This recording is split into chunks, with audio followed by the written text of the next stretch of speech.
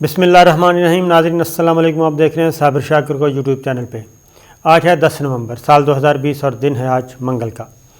آج 3-4 اہم خبریں ہیں، سب کی سب آپ سے شیئر کرتے ہیں۔ اور سب سے پہلے ایک خبر لیتے ہیں جناب، امریکہ کا صدارتی انتخاب۔ ویسے تو آپ دیکھ رہے ہیں، سن رہے ہیں الیکٹرانک میڈیا پہ بھی، عالمی ذرائع ابلاغ پہ بھی، لیکن ابھی تک بھی اس کے باوجود کہ جو بائیڈن واضح برتری کے ساتھ ان کو ڈکلیئر کیا گیا ہے غیر سرکاری نتائج کے مطابق کہ جو بائیڈن پریزیڈنٹ الیکٹ ہو چکے ہیں، لیکن اس کے باوجود ابھی تک گو مگو کی کیفیت موجود ہے اور پریزیڈنٹ ٹرمپ اور نو منتخب جو بائیڈن کے درمیان مقابلہ، الزام تراشی، یہ سلسلہ چل رہا ہے، اور جس کی وجہ سے ابھی بھی کنفیوژن پائی جاتی ہے۔ اور اس کی کنفیوژن کی وجہ یہ ہے کہ بڑے بڑے ممالک صدر پریزیڈنٹ جو بائیڈن کو مبارکباد نہیں دے رہے۔ ابھی تک بھی بڑے بڑے اہم ملکوں نے جو بائیڈن کو نو منتخب صدر ہونے پر مبارکباد نہیں دی، اس میں روس بھی شامل ہے، چائنا بھی شامل ہے، اب اس کے علاوہ بھی میکسیکو شامل ہے، دیگر اہم ممالک ہیں، وہ میں آپ کو بتاتا ہوں۔ اور یہ کیوں نہیں مبارکباد دے رہے؟ کیا وہ کنفیوز ہیں کہ کہیں پریزیڈنٹ ٹرمپ جو ہیں، جو ری کاؤنٹنگ کرنا چاہ رہے ہیں، جو عدالتوں میں چیلنج کر رہے ہیں ان نتائج کو، کہیں ایسا تو نہیں کہ ٹرمپ جو ہیں وہ دوبارہ منتخب ہو جائیں اور یہ مقدمہ جیت جائے اور سپریم کورٹ سے وہ کامیاب ہو کے واپس آ جائیں، یا پھر کسی اور وجہ سے یہ تمام ممالک جو ہیں وہ محتاط ہیں؟ اس کی ریزن دیکھتے ہیں جناب۔ روسی صدر پیوٹن نے ابھی تک مبارکباد نہیں دی، اور انہوں نے مبارکباد کیوں نہیں دی جناب؟ جب اس سلسلے میں معلوم کیا گیا کہ صدارتی محل کے ترجمان نے، صدارتی محل کے روسی صدر کے صدارتی محل جو ہے اس کے ترجمان نے جب یہ کہا، انہوں نے کہا کہ امریکی صدارتی انتخاب کا سرکاری نتیجہ آنے کے بعد ہی صدر ولادیمیر پوٹن جو ہیں وہ نئے امریکی صدر کو مبارکباد دیں گے۔ انہوں نے کہا کہ ہم باقاعدہ انتخابی نتائج کے اعلان کا انتظار کو ہی ٹھیک سمجھتے ہیں، چونکہ ابھی تک سرکاری طور پہ اعلان نہیں کیا گیا اور اس لیے ہم محتاط رویہ اختیار کیے ہوئے ہیں۔ انہوں نے کہا کہ سرکاری طور پہ جیسے ہی کوئی اعلان ہوگا تو ہم امریکی عوام کے انتخاب کا احترام کریں گے۔ البتہ انہوں نے یہ ضرور کہا کہ نئی امریکی انتظامیہ کے بارے میں انہوں نے کہا کہ جی انہیں یقین ہے کہ نئی امریکی انتظامیہ جو ہے وہ باہمی احترام اور رواداری کے اصول پر چلے گی اور جو تنازعات ہیں ان کو وہ حل کرنے کی کوشش کرے گی اور امن کا باعث بنے گی نئی حکومت جو ہے۔ لیکن ایک چیز حیران کن ہے کہ 2016 میں جب پریزیڈنٹ ٹرمپ کامیاب ہوئے تھے، غیر سرکاری نتائج جب آ گئے تھے، تو فی الفور روس کے صدر نے پریزیڈنٹ ٹرمپ کو فوراً مبارکباد بھیج دی تھی، جبکہ اس وقت یہ موقف انہوں نے نہیں اختیار کیا تھا۔ اور اس سے کیا نتیجہ اخذ کیا جا سکتا ہے؟ نتیجہ یقیناً، کیونکہ نتیجہ اس لیے بھی تھوڑا سا پریشان کن ہے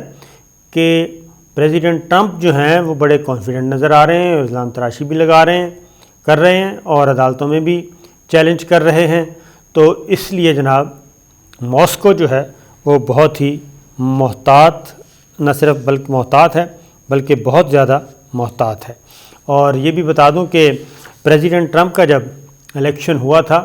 تو اس میں روس کی مداخلت کا الزام بھی لگا تھا کہ امریکی انتخابات میں روس کی خفیہ ایجنسی نے انٹرفیئرنس کی ہے اور مینوورنگ کرنے کی کوشش کی ہے، جبکہ یہ والا جو انتخاب ہے اس میں بھی روس کا اور ایران کا کے ملوث ہونے کا الزام جو ہے وہ لگایا گیا تھا۔ اور اس میں امریکی انٹیلیجنس کے ڈائریکٹر جنرل نے الزام عائد کیا تھا کہ ایران اور روس جو ہیں وہ امریکی صدارتی انتخابات 2020 میں بھی مداخلت کرنے کی کوشش کر رہے ہیں۔ تو یہ چیز، اس کے بعد دوسری جانب جناب central election commission of the Russian federation کی صدر ہیں، انہوں نے امریکی صدارتی انتخابات میں جو ڈاک کے ذریعے ووٹنگ کا عمل ہوا ہے اس پر شک کا اظہار کر دیا ہے۔ یعنی جو پریزیڈنٹ ٹرمپ جو بات کر رہے ہیں وہی بات روس کے الیکشن کمیشن روسی الیکشن کمیشن چیف جو ہیں وہ بھی اسی خدشے کا اظہار کر رہی ہیں کہ جناب یہ ہے election commission of the Russian federation کی صدر، یعنی ان کی سربراہ ہیں، اور صدر ایلا پامفلووا انہوں نے امریکی صدارتی انتخابات کو مشکوک قرار دے دیا ہے، خاص طور پہ جو پوسٹل بیلٹ کے ذریعے ووٹ آئے۔ یہ رشین الیکشن کمیشن کی سربراہ نے کہا ہے کہ جناب ڈاک کے ذریعے ووٹنگ کے عمل میں بڑے پیمانے پر دھاندلی کا خدشہ ہے۔ ہم نے امریکی میل ووٹنگ کے نظام کا جائزہ لیا ہے اور اس نظام کو غیر محفوظ اور فراڈ کا باعث پایا تھا۔ یہ بڑی زبردست خبر ہے جناب۔ خیال رہے کہ امریکی صدر ڈونلڈ ٹرمپ نے بھی بذریعہ میل بیلٹنگ کو فراڈ قرار دیا تھا، تو کہیں ایسا تو نہیں ہے جناب کہ یہ روس کی ہی اطلاع پہ پریزیڈنٹ ٹرمپ نے یہ بات کی، کیونکہ دونوں کے جملے جو ہیں دونوں کی ورڈنگ بھی ایک ہی ہے، دونوں فراڈ قرار دے رہے ہیں بیلٹنگ پیپر کو۔ امریکی صدارتی انتخاب کے اب تک جی آنے والے غیر سرکاری نتیجے جو ہیں وہ 290 ووٹ جو بائیڈن کے ہیں اور 214 پہ کھڑی ہے جناب ڈونلڈ ٹرمپ صاحب کھڑے ہیں، اور ریاست جارجیا میں دوبارہ گنتی ہوگی، جبکہ شمالی کیرولینا اور الاسکا میں ووٹوں کی گنتی جاری ہے۔ تو یہ تو تھا روس کے صدر میر ولادی پوٹن کا موقف۔ اب آتے ہیں جناب چین بھی یہی کام کر رہا ہے، اور چین نے بھی جو بائیڈن کو مبارکباد دینے سے ابھی تک گریز کیا ہوا ہے، اور چین نے بھی مبارکباد نہیں دی۔ اور جب ان سے معلوم کیا گیا تو وہ یہ کہہ رہے ہیں جناب کہ چین کی وزارت خارجہ کے ترجمان نے کہا ہے کہ ہمیں معلوم ہے کہ بائیڈن کو فاتح قرار دے دیا گیا ہے، اور ہم سمجھتے ہیں کہ امریکی صدارتی انتخاب کا حتمی نتیجہ امریکی قانون اور ضوابط کے مطابق طے ہوگا۔ اس کا مطلب ہے جناب چائنا بھی ابھی تک تھوڑا سا رکا ہوا ہے، ریزرو ہے، اور جو بائیڈن وہ میں آپ کو بتا چکا ہوں کہ چائنا کے بارے میں بھی چین کی وزارت خارجہ کے ترجمان میڈیا بریفنگ کے دوران جناب سوالوں کا جواب دے رہے تھے، اور انہوں نے کہا کہ ہمیں امید ہے کہ نئی امریکی حکومت جو ہے وہ چائنا کے ساتھ اپنے معاملات دوبارہ جوڑ سکے گی، اور خاص طور پہ اگلی بات ایک اور بات ہے جناب کہ جو پچھلا الیکشن ہوا تھا، اب وہ روس کی بات کر رہا تھا، روس نے تو فوراً ہی مبارکباد دی تھی 2016 میں جب پریزیڈنٹ ٹرمپ منتخب ہوئے تھے، اور جبکہ 2016 کے انتخابات میں صدر شی جن پنگ نے اس وقت ٹرمپ کو جو مبارکباد دی تھی وہ 9 نومبر کو مبارکباد دے دی تھی، یعنی کہ ایک روز بعد ہی مبارکباد دے دی تھی۔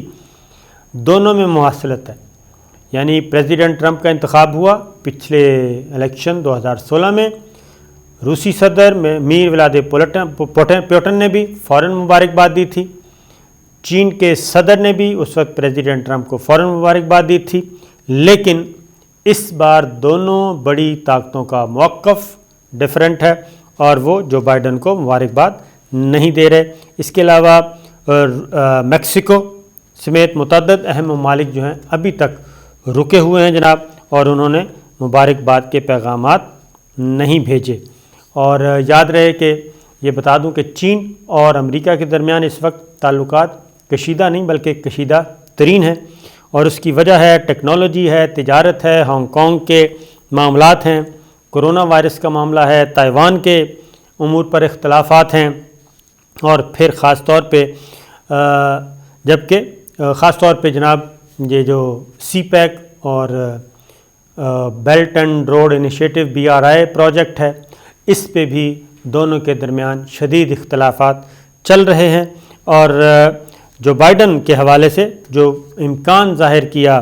جا رہا ہے کہ وہ بھی چین کے ساتھ سخت موقف اختیار کریں گے، کیونکہ انہوں نے صدر شی پنگ کو ٹھگ سے تعبیر کیا تھا، یعنی چین کے صدر کو جو بائیڈن جو ہے وہ ٹھگ قرار دے رہے ہیں اور چین پر دباؤ بڑھانے کے لیے مسلسل زور دیتے رہے ہیں۔ ماضی میں بھی چین کے ترجمان نے کہا کہ جی ہمارا ہمیشہ ماننا ہے کہ چین اور امریکہ کو رابطوں اور مذاکرات کے ذریعے مذاکرات میں اضافہ کر کے باہمی احترام کی بنیاد پر اختلافات کو ختم کرنا ہوگا، اور باہمی مفاد کی بنیاد پر ہی یہ تعاون آگے بڑھ سکتا ہے۔ اس کے علاوہ جی چین کی کمیونسٹ پارٹی کا جو اخبار ہے گلوبل ٹائمز، ان کے ایڈیٹر ہیں، انہوں نے بھی ٹویٹر پہ جو پیغام دیا، انہوں نے کہا کہ چین نے جو بائیڈن کی فتح پر مغربی ممالک کی طرح فوری طور پر مبارکباد نہیں دی۔ تو یہ سچویشن اس وقت چل رہی ہے جناب، اور آپ خود اندازہ کر سکتے ہیں کہ اس وقت کیا حالات ہیں، کیوں گو مگو کی کیفیت ہے، اور گو مگو کی کیفیت یہ بھی ہے کہ ایک تو یہ ہے کہ امریکی انتخابات کے عمل کو رشیا اور چائنا اور ایران بھی، تینوں رشیا، چائنا اور ایران تینوں جو ہیں وہ امریکی انتخابات کو مشکوک قرار دے رہے ہیں، اور یہ اس سے بہرحال ایک اثر ضرور پڑتا ہے جناب کہ آپ ایک بڑی طاقت کو یہ کہہ رہے ہیں کہ آپ کا انتخاب دھاندلی زدہ ہے، اور آپ کا انتخاب جو ہے الیکشن کا جو پروسیس ہے وہ دھاندلی زدہ ہے۔ مطلب یہ ہے کہ آپ کا جو پریزیڈنٹ ہے وہ خواہ کوئی بھی ہو، ٹرمپ ہو یا جو بائیڈن ہو، وہ دھاندلی زدہ الیکشن کی پیداوار ہیں، یہ میسیج دے رہے ہیں اور ان کی اخلاقی حیثیت کو چیلنج کر رہے ہیں۔ ایک اور خبر آپ سے شیئر کرتے ہیں، ترک صدر طیب اردوان،